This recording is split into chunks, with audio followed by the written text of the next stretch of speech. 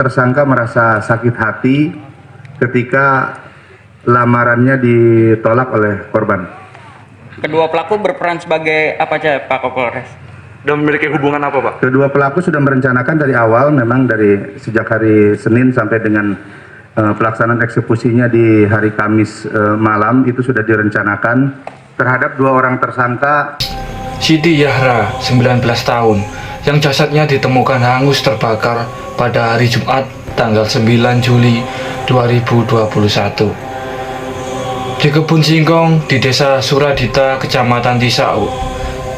Siti Yahra yang biasa dipanggil Yahra merupakan anak dari Abdul Aziz. Yahra diketahui bekerja di klinik umum yang jaraknya tidak jauh dari rumahnya. Dan biasanya dia berangkat bekerja dengan berjalan kaki. Menurut atasannya yang bernama Dr. Heni, si Yahra ini merupakan sosok yang pekerja keras. Dia tidak pernah menunda-nunda pekerjaan, humble kepada teman-temannya, bahkan kepada pasien yang datang berobat ke klinik itu pun merasa senang dan puas jika dilayani oleh Yahra. Diketahui juga bahwa Yahra ini sangat berbakti kepada kedua orang tuanya. Gaji yang ia dapatkan dari pekerjaannya ini separuhnya diberikan kepada keluarganya untuk memenuhi kebutuhan sehari-hari. Karena ayahnya ini telah dipecat dari perusahaan dia bekerja, dan kini ayahnya bekerja seadanya. Oleh karena itu, Yahra ikut untuk membantu perekonomian keluarganya. Yahra diketahui memiliki pacar yang bernama Dedi Setiawan. Tempat tinggal Dedi tidak jauh dari tempat tinggal Yahra, yaitu di desa Cibogo, kecamatan Tisau, Banten.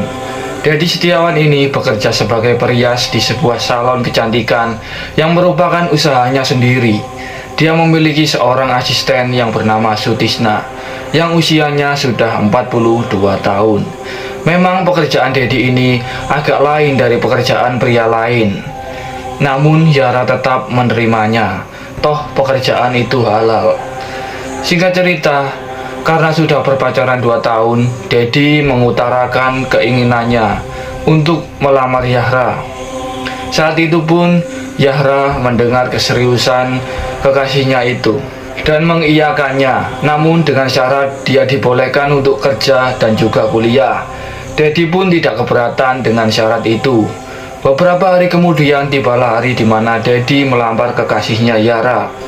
Alih-alih lamarannya diterima dan bahagia, malah justru ayah Yahra menolak lamarannya tersebut. Tidak hanya menolak, diketahui juga ayah Yahra sempat menghina Dedi secara terang-terangan. Dia mengatakan kalau Dedi adalah laki-laki yang aneh dan kurang jantan karena pekerjaannya yang sebagai penata rias. Selain itu, ayah Dedi juga meminta Dedi untuk menjauhi anaknya. Disinilah awal mula munculnya dendam di hati Dedi. Hari-hari berlalu, Dedi belum bisa melupakan kejadian itu. Dia masih teringat kata-kata ayah Yahra yang sangat kejam dan menyakiti hatinya. Saat di salon pun Dedi kerap terlihat sedih dan menangis. Di saat itulah teman sekaligus asistennya yang bernama Sutisna menegur dan bertanya kepada Dedi, kenapa Dedi menangis. Dedi pun menceritakan semuanya, apa-apa saja penghinaan yang ayah Yahra katakan kepadanya. Setelah mendengar semuanya, Sutisna pun ikut geram terhadap apa yang telah dilakukan ayah Yahra kepada Dedi. Kemudian Dedi menyampaikan niatnya yang ingin menghabisi Yahra kepada Sutisna. Mendengar itu, alih-alih melarang Dedi, Sutisna malah memberikan kesanggupan diri untuk membantu Dedi melakukan eksekusi. Sutisna juga menyarankan Dedi untuk melihat film-film tentang eksekusi agar memudahkan mereka dalam beraksi.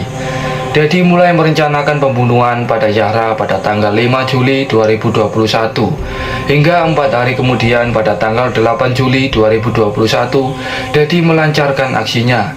Dedi menghubungi Yahra dan kala itu dia bilang pada Yahra kalau dia ingin bertemu dengan Yahra untuk membicarakan kelanjutan dari hubungan mereka.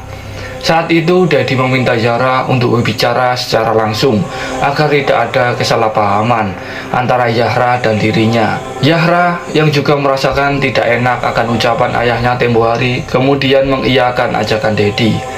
Pada malam harinya dijemputlah Yahra oleh Dedi di sebelah tempat kerjanya dengan menggunakan sepeda motor. Lalu mereka melanjutkan perjalanan. Pada saat di atas motor, Yahra bertanya kepada Dedi, mau dibawa kemana? Alih-alih menjawab, Dedi malah mempercepat motornya ke arah sebuah tempat yang sangat sepi. Dia membawa motor itu ke sebuah kebun singkong. Sesampainya di kebun singkong, Yahra bertanya, kenapa dibawa ke tempat seperti ini? Padahal kan bisa bicara di tempat lain yang lebih masuk akal. Dedi malah kesal dan akhirnya mereka cekcok besar. Dedi yang emosi melayangkan pukulan kepada Yahra.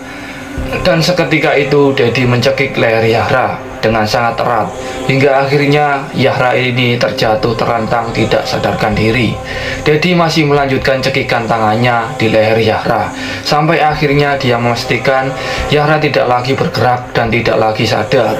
Di samping itu Sutisna yang dari tadi menunggu di semak-semak akhirnya keluar dan dia langsung menghampiri Dedi dan membantu Dedi menyeret Yahra menggunakan kain berukuran 4 meter. Dan tidak cukup sampai di situ, Sutisna pun turut menginjak leher dan dada Yahra lebih dari 5 kali hingga akhirnya Yahra pun meninggal dunia. Setelah memastikan Yahra ini meninggal, mereka selanjutnya menaruh lembaran daun, kayu bambu sekitar 10 batang dan 3 peti bekas buah di atas tubuh Yahra. Lalu kemudian mereka berdua menyiramkan minyak tanah pada tubuh Yahra. Setelah memastikan tubuh Yahra ini disiram dengan rata, kemudian Sutisna mulai menyalakan korek api dan membakar selembar kain yang mana kain ini kemudian dia lemparkan ke tubuh Yahra yang sudah terkena minyak tadi. Api pun berkobar sangat besar. Tubuh Yahra pun mulai terbakar. Setelah memastikan seluruh tubuh Yahra terbakar, kemudian Dedi dan Sutisna langsung pergi dari tempat tersebut. Di sisi lain, keluarga Yahra yang mulai cemas karena sampai tengah malam putri mereka belum pulang. Akhirnya mereka melapor kepada polisi. Tetapi polisi tidak bisa langsung memproses karena prosedurnya. Mereka harus menunggu 1 kali 24 jam sebelum laporan diproses. Keesokan harinya pada hari Jumat tanggal 9 Juli 2021, seorang petani bernama Muslim 58 tahun yang pergi ke lahan kaget saat melihat bakaran di ladang singkongnya. Saat didekati, ternyata ada sesosok mayat yang hangus terbakar. Sontak dia pun gemetar dan langsung lari ketakutan. Kemudian dia melapor temuannya itu kepada Pak RT. Pak RT bersama warga kemudian pergi ke TKP guna memastikan kebenaran tersebut. Saat berada di TKP, sontak mereka pun kaget dan gemetar saat melihat apa yang mereka lihat. Mereka melihat sesosok mayat yang hangus terbakar, sama seperti yang dikatakan Muslim.